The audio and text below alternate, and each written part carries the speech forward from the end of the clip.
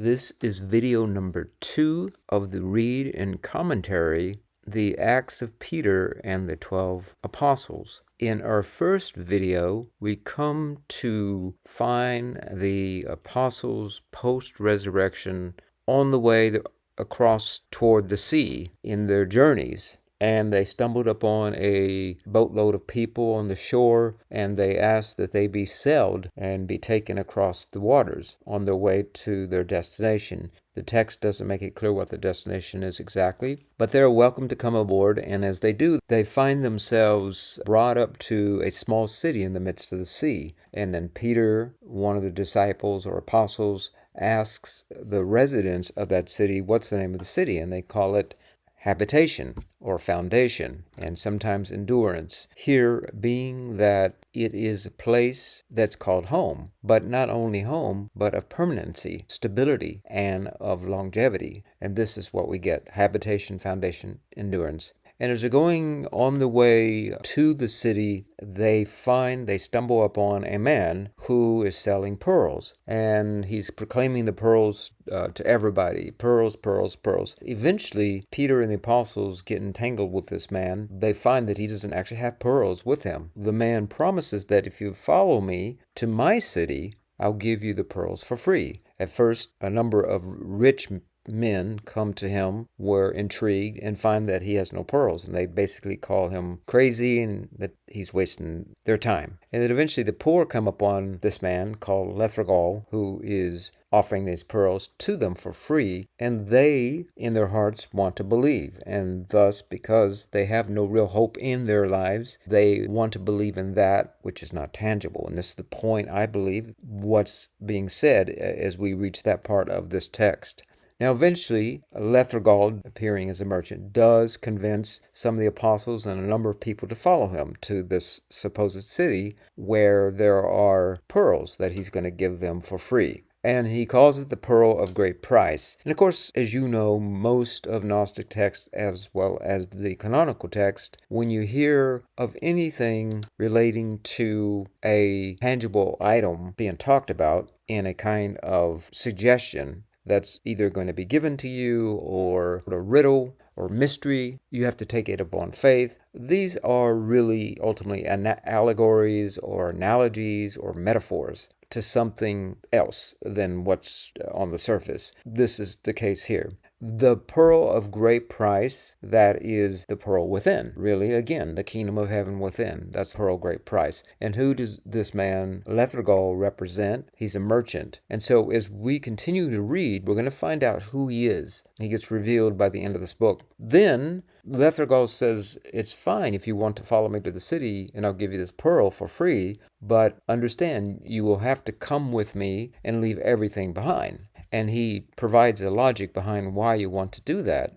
He does say that leave everything behind because it says the one who carries the costly garment of the world with him, the robbers kill him because of the garment. The one who carries water with him, the wolves kill because of the water, since they were thirsty for it. The one who is anxious about meat and green vegetables, the lions eat because of the meat. If he evades the lion, the wolves devour him because of the green vegetables. So the point here is when we attach on to desperateness about the things of this world, the cares of this world, we put a price on our head. Someone's going to covet us, or someone's going to be jealous, someone's going to be envious, someone's going to try to take advantage of us to take away that which they feel they don't have. And you've got it, and I don't have it, and that's not fair, that's unjust. I deserve it, and you don't. There's a desperation, really, in this world. And so Christ is explaining that you want to let go of being your purpose, and that you're hanging on to this belief that you've got to live in a poverty mindset. I've got to bring the bread with me. I've got to bring the garments with me. I've got to bring all the stuff with me. I've got to carry it with me, because if I don't, then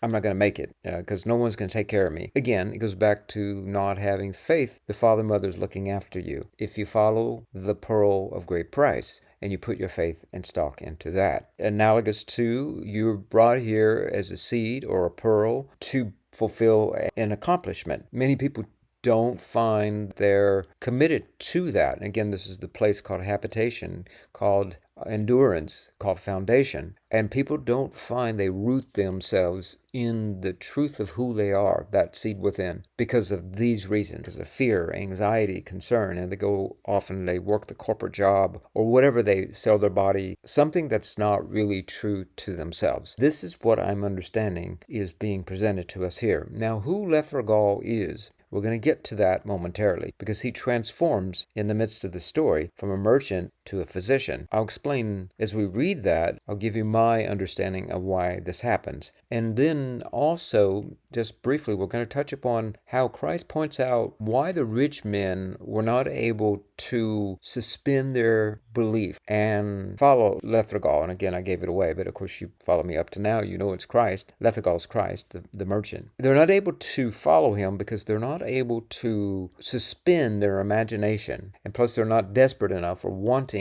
it enough, because their own lives are filled with pride and all of this debauchery. It's sort of a thing that, yeah, it'd be great to have, but is it necessary, right? So they don't live by necessity. They live by a desire to have more and more and more pride, really, ultimately, or creature comforts, or whatever it happens to be. They've invested their life into the idea of money, things, and so they come to practice the belief in what's tangible. And that's why Christ often talks about it. It's easier for a camel to go through an eye of a needle than it is for a rich man to get into heaven. Most people do end up getting rich initially are those that are chasing after things, that get rich scheme, or work for that corporate job, or let me do the money tree online, so forth and so on. But deep inside, I'm not really listening to my calling, and I'm not really that happy. Yeah, I got all these things. That brings me some semblance of security and some semblance of happiness, but am I really examining myself? And is this really what I'm brought here to do? As Christ describes why it's important to leave behind being attached to the things of the world and instead put your faith in the pearl of great price, then we get to understand more clearly why he goes from a merchant and transforms into a physician. So let's pick up where we left off, where it continues here. It's written, when he had said these things to me, and that again about why you don't want to bring all these things with you, because people are going to come after you, and you basically are selling yourself, and then they basically own you in some way. When he had said these things to me, I sighed within myself, saying, great hardships are on the road. If only Jesus would give us power to walk it. He looked at me since my face was sad, and I sighed. This is Lithargoal. He said to me, why do you sigh? If you indeed know this name, Jesus, and believe him, he is a great power for giving strength. For I too believe in the Father who sent him. Lithargoal's challenging him to say, do you not know how much power you have at your disposal? And so don't be sad. You've got this power, the Christ within. I replied, asking him, what is the name of the place to which you go, your city? He said to me, this is the name of my city, 9 Gates. Let us praise God as we are mindful that the 10th is the head. After this, I went away from him in peace. Now, we can make all kinds of guesses about why 9 gates and why 10 is the penultimate number, but if we think about it in terms of spiritual teachings or alchemical formulas or alchemical studies, we might think about either astrology, or we might be thinking about the tree of life, the Kabbalah, and how there are 10 sephira. Or we might be thinking in astrology there are 10 planets. The 9th planet is, well, in this case, we keep going, jumping from 8 to 9 planets, but the 9th planet being Pluto, which is going through hell in order to get to the 10th planet. In tarot card, it would be going through the internal self, which is the Hermit card, in order to reach the goal of the pearl of great price, or fortune, which is the 10th card, the Wheel of Fortune. So this is one way of maybe understanding that. So feel free to comment on what you think might be suggested here. As I was about to go and call my friends, I saw waves and large high walls surrounding the bounds of the city. I marveled at the great things I saw. I saw an old man sitting, and I asked him if the name of the city was really habitation. He ... habitation ... He said to me, you speak truly, for we inhabit here because we endure. And so you find home, and you find your habitation, your rightful place, when you endure. That's what's being suggested in the way I understand it. I responded saying, justly ... have men named it ... because by everyone who endures his trials, cities are inhabited, and a precious kingdom comes from them, because they endure in the midst of the apostasies and the difficulties of the storms. So that in this way the city of everyone who endures the burden of his yoke of faith will be inhabited, and he will be included in the kingdom of heaven. And sometimes the 10th card in the tarot is called the kingdom of heaven. Going on the journey, the internal journey, the pearl of great price, the kingdom within, going on that journey is the hermit card, which is the 9th card. I hurried and went and called my friends so that we might go to the city that he, Lithargoal, appointed for us. In a bond of faith, we forsook everything as he had said to do. We evaded the robbers because they did not find their garments with us. We evaded the wolves because they did not find the water with us for which they thirsted. We evaded the lions because they did not find the desire for meat with us. We evaded the bulls, They did not find green vegetables. And so again, making your desire about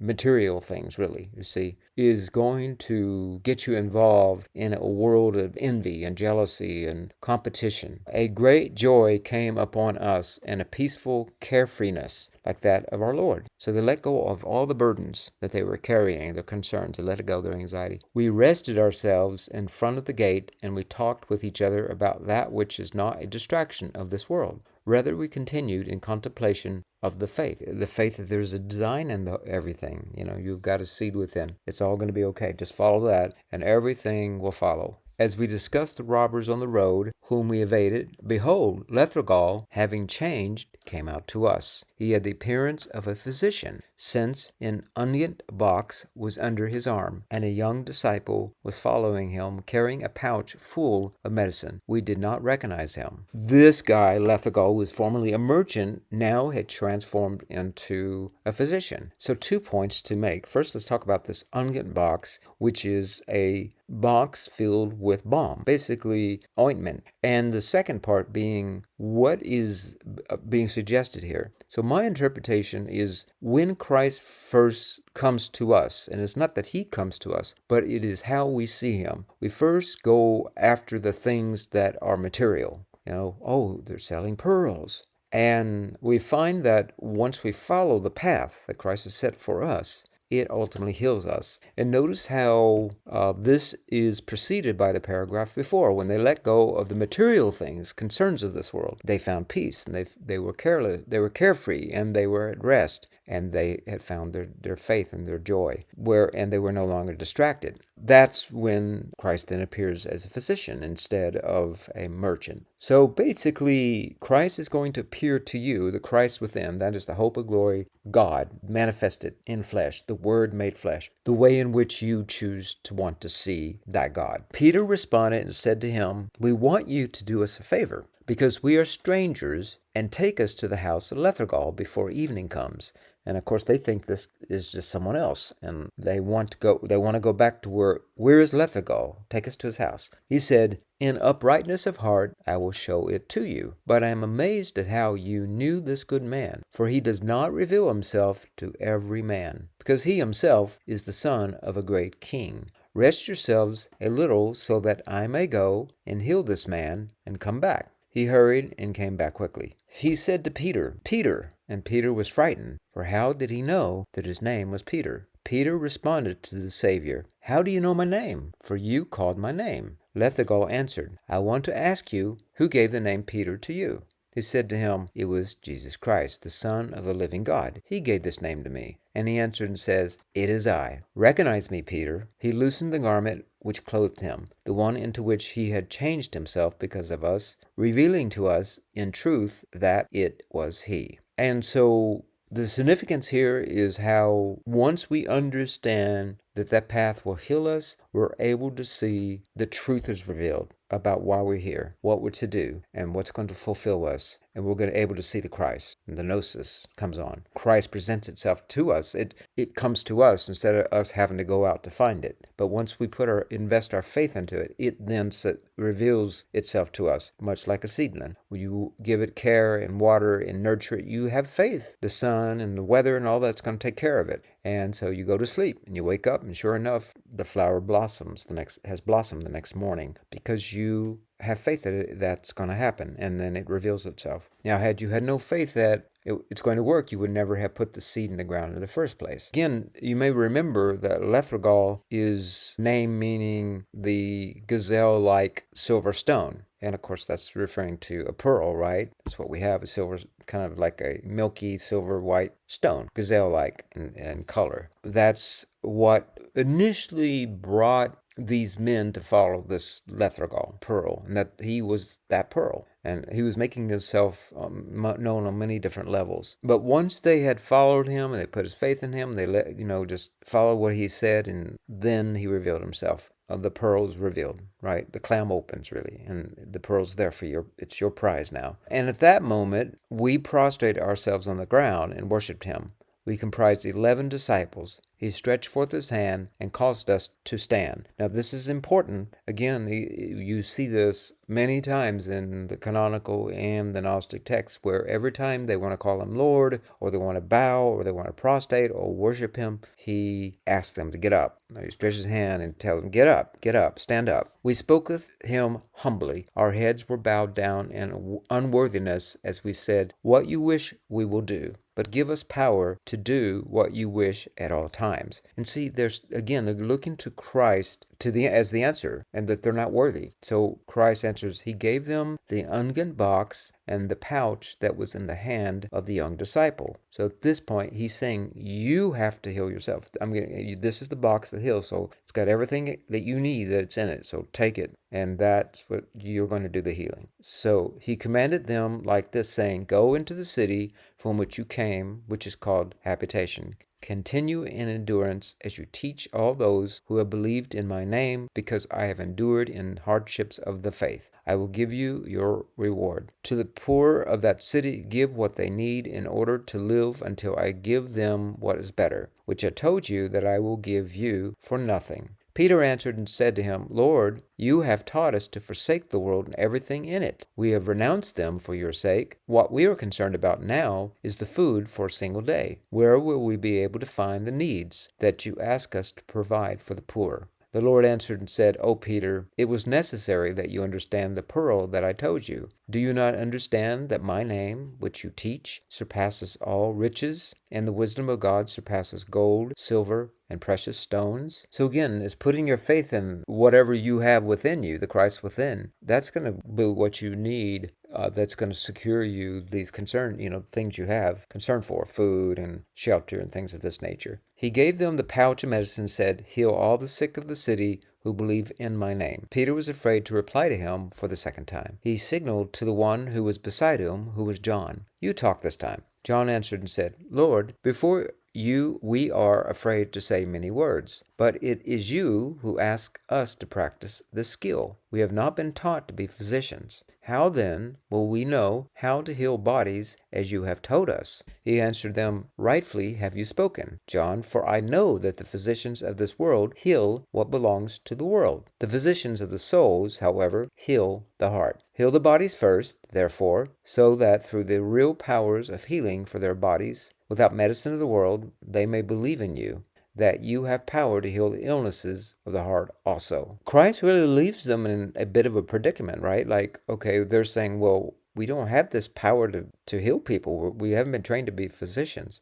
But Christ is saying, you have the power to heal through the soul. You heal the body first, so that through the real powers of healing for their bodies without medicine in the world, they may believe in you. So in other words, Christ is saying it isn't the medicine or being a physician of this world that's going to heal their bodies. But once they heal their minds, then their bodies will heal. You have power to heal the illness of the heart also. The rich men of the city, however, those who did not see fit even to acknowledge me, but who reveled in their wealth and pride, with such as these, therefore, do not dine in their houses, nor be friends with them, lest their partiality influence you. For many in the churches have shown partiality to the rich, because they also are sinful, and they give occasion for others to sin. Now, remember in canonical texts, I always remind when we see this word sin, listeners, that in canonical texts, sin, of course, means breaking some kind of commandment based on whatever church you go to, cherry-pick version of whatever their litany of what they call sin is. Breaking one of those laws or those commandments that they cherry-pick from the Bible, that they sort of make up But in Gnosticism, to be sinful or to sin is to miss the mark of understanding about what's your true purpose. And that's what he's saying, because they also are ignorant, basically, and they're misguided. But judge them with uprightness. Now this seems to contradict what Christ had said in the canonical text, judge not, lest you be judged. So what's going on here? Now, if you take out the Strong's Concordance, you understand that there are two types of judgment. There's the judgment to judge someone moralistically, and then there's judgment of discernment. Judging about discernment, uprightness, it means in pure mind and thought about what's going on exactly. Discern right from wrong, not in a moralistic sense, but in a pragmatic way. If what you see is leading to something harmful or bad or something like that, then you want to go in the other direction, and then the opposite. It's healing and things of this nature, then it's leading in that direction. So this isn't that Christ is contradicting himself, but you've got to understand the context and the particular word that was used before it's transliterated into those two different understandings of that word into English. In this case, it's not talking about judging moralistically, but it's talking about judging through discerning what you're doing, and if somebody's out to harm you or not, or are they out to destroy, or are they out to do something helpful and constructive. But judge them with uprightness, so that your ministry may be glorified, and that my name also may be glorified in the churches. And when we talk about glorified, isn't that he wants to be worshipped and look at Jesus, but rather that it shine forth, like he talked about the light. Everybody hear it and it grows. The disciples answered and said, yes, truly, this is what is fitting to do. They prostrated themselves on the ground and worshipped him, and notice, for a second time, he caused them to stand and departed from them in peace. Amen. And that ends the Acts of Peter and the 12 apostles. So really, in the end analysis, we understand that Christ is coming into the world in the way in which they want to see him. Initially as a merchant, presenting a tangible pearl, because look at what's on their mind. They're talking constantly about, we need a place to sleep, we need food, we need lodging, but we need money in order to do this with. We don't have that. How do we do that? Can you keep us here? Things of that nature, right? And then Christ comes along and presents the pearl to them, and they are intrigued, because if we could just get that pearl, we'd have enough to be able to survive on. And that's sort of the poverty mindset. They're only thinking about surviving, not thriving, and just getting by. And that's their faith in that pearl. But it's a physical pearl, but Christ is presenting it, Lithargoal, as an analogy, not the real thing. It's not the real thing. It's an illusion. Turns out that he doesn't even have pearls on him. He's just saying pearls, pearls, pearls. And then when they stumble upon him, finally, when they're drawn in with interest, they follow him, but they realize they got to let go of those concerns, and they got to put their faith in that pearl. And that's what they do. They put their faith in the pearl, in the man, Lithargoal, who is the pearl, because he's the gazelle-like stone. So he's one and the same. And once they put their faith in that, which is the seed within, the pearl within all of us, the pearl of great price, then everything begins to change, because we have faith that we are loved and we are worthy to receive. And when they're talking about they're not worthy, Christ, stand up, face me. Not once, but twice. And then, of course, eventually, as they get to the city, they recognized they are lighthearted, because they didn't have anything to worry about at that point. Until later on, they started to worry about it again, what we're going to eat and stuff. But they finally reached the city, and we're finally going to be here. We're letting go of our cares. We didn't bring anything with us. We survived this journey. And they're lighthearted. And that's at that point that Christ reveals him. Well, he shows up as a physician, open to being healed. And once they're healed, that's when Christ is able to present himself to them. They're ready to see him. So Christ then comes to them instead of them looking for the pearl. The pearl comes to them. It's given to them freely. And so then they believe, and they then recognize Christ for who he is. They recognize themselves for who they are. The point here is we're all here to heal souls in our own way, and we all do it in many different ways. It can be as a psychologist, it could be as a writer, it could be as someone that's building buildings so that people have a place to live. It could be a cook. It could be a programmer who's coming up with some kind of program that's going to make life easier for people. So we're all here to heal and provide ointment. And that's the unguent that we have been given, that we brought with us. That's our accomplishments. The pearl is within, but the unguent are our talents, to heal the world, that we're presenting to the world. And that once we do all of that, then we feel worthy and we stand up. Christ says, stand up. And then once we stand up, he leaves. And that's the end of the story. And we have no need to be here anymore. And then we go where he goes eventually, or where he's gone. All right, so that ends it here. We're going to be picking back up in the next video to our next Nag Hammadi text in Codex number 6. It's entitled The Thunder Perfect Mind. Thank you very much for watching, and until next time, have a blessed day.